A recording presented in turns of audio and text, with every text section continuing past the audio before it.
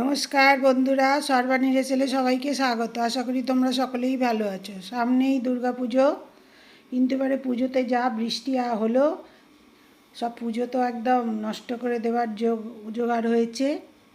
তবুও আমাদের মনের আনন্দ কি আর নষ্ট করতে পেরেছে? আমরা তো পুজোতে খুবই আনন্দ করব। তা আমি পুজোর রেসিপি অনেক রকম দিয়ে দিয়েছি, পুজোর স্পেশাল রেসিপি। আজকে আমি মহাষ্টমীর ভোগ রান্না কীভাবে করব সেটা তোমাদের দেখাবো। আমাদের এখানে প্যান্ডেলে এইরকমভাবে ভোগ রান্না হয়, তাই জন্যে আমি অল্প করেই নিয়েছি। 100 গ্রাম মুগ ডাল নিয়েছি, আর গোবিন্দভোগ চাল নিয়েছি 150 গ্রাম। ডালটাকে এবার হালকা করে একটু ভেজে নেবো, বেশি কড়া করে ভাজবো না, একটু হালকা করে রঙটা বদললেই হবে। তারপরে ধুয়ে নিয়ে এটাকে আমি 50% সেদ্ধ করে নেব, তারপরে আমি চালটা দেব, নাহলে চালটা পুরো গলে যাবে ডাল সেদ্ধ হতে হতে। ওই জন্যে আমি ডালটা ধুয়ে নিয়ে আবার বসিয়ে দিলাম। এটা 50% সেদ্ধ হয়ে গেলে তারপরে চালটা আমি ধুয়ে এর মধ্যে দিয়ে দেবো। এর মধ্যে অনেক রকম সবজিও দেয়া যায়, কিন্তু আমি কোনো সবজি দিইনি, সবজি ছাড়াই এই খিচুড়িটা রান্না করছি। তোমাদের ইচ্ছে হলে তোমরা এর মধ্যে সবজি দিতে পারো। ডালটা 50% সেদ্ধ হয়ে গেছে, ভেতরে কিন্তু দানা নেই, এমনি সেদ্ধ হয়েছে, কিন্তু গা এখনও ভাঙেনি। এবার আমি চালটা ধুয়ে ডালটার মধ্যে মিশিয়ে দেবো। তার জন্য আমি আর একটু জল দিয়ে দিচ্ছি ডালটার মধ্যে।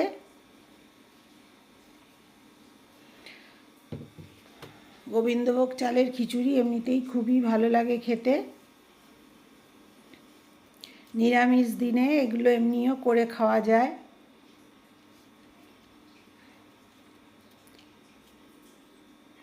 আর খুব সহজে কম উপকরণেই হয়ে যায়, আর ইচ্ছে মতো এর মধ্যে সবজিও দেওয়া যায়। আমি আজকে তোমাদের সবজি ছাড়াই করে দেখাচ্ছি।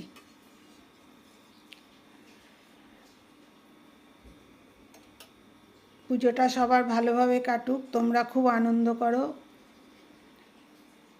এইটাই ঠাকুরের কাছে প্রার্থনা করি। দেখো ভোগে কি কি দেব না, একটু পায়েসও বসিয়েছি, একটু অল্প করে গোবিন্দভোগ চাল দিয়েই পায়েস বসিয়েছি।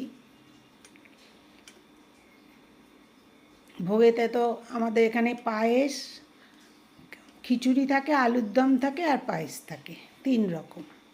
আমি 3 রকমই করছি।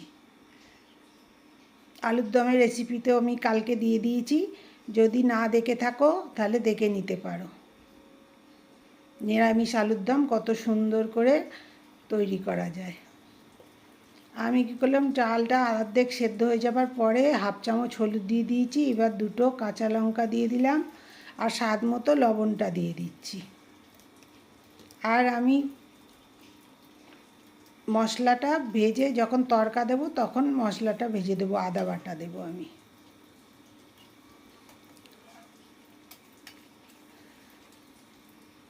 যেসব নতুন বন্ধু এখনও আমার চ্যানেলটা সাবস্ক্রাইব করোনি, ইউটিউব থেকে দেখলে প্লিজ আমার চ্যানেলটা সাবস্ক্রাইব করে দিও, আর পাশে বেল আইকনটা প্রেস করে দিও, যাতে আমি নতুন কোনো ভিডিও দিলেই তোমাদের কাছে নোটিফিকেশান চলে যায়। আর ফেসবুক থেকে দেখলে একটু লাইক ফলো করো।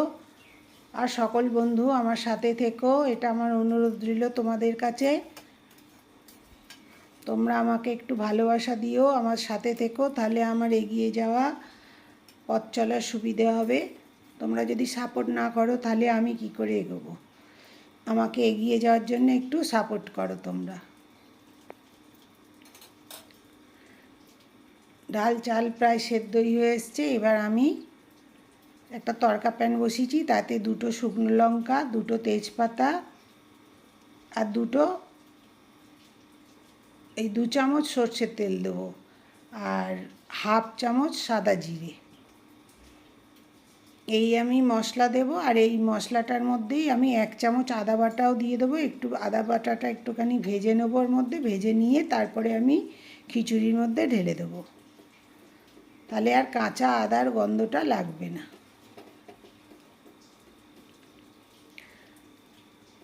আমি এইরকম করেই করছি যাতে টপ করে হয়ে যায় তাড়াতাড়ি, সেই জন্যে এইরকম করে করে তোমাদের দেখাচ্ছি আমি কিভাবে করি।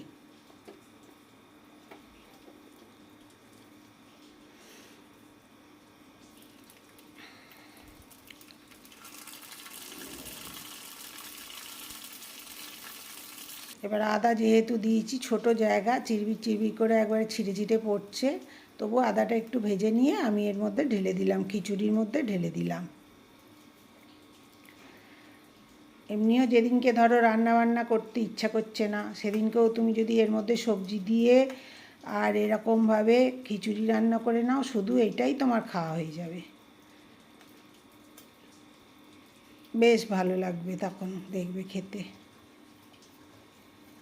আমার রান্নার ভিডিও যদি তোমাদের ভালো লাগে একটু বন্ধুদের সাথে শেয়ার করো, লাইক দিও, আর কমেন্ট করে জানিও যে তোমাদের কেমন লাগছে আমার রান্না।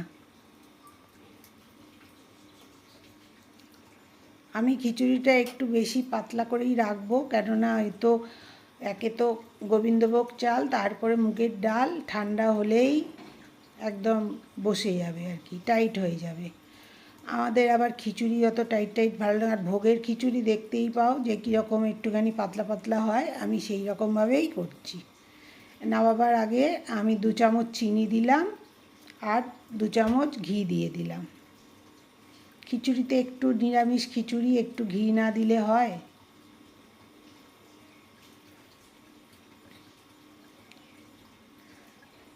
আমার খিচুড়ি প্রায় রেডি হয়ে গেল।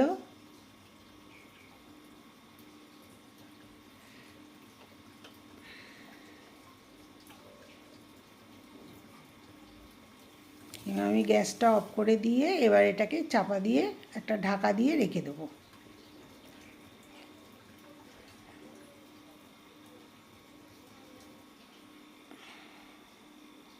দেখো অত জল জল রেখেছিলাম, কতটা টাইট হয়ে গেছে, দেখো কত সুন্দর দেখতে হয়েছে, খেতেও অপূর্ব হয়। তোমরাও এইভাবে খুব সহজেই বাড়িতে বানিয়ে নিতে পারবে।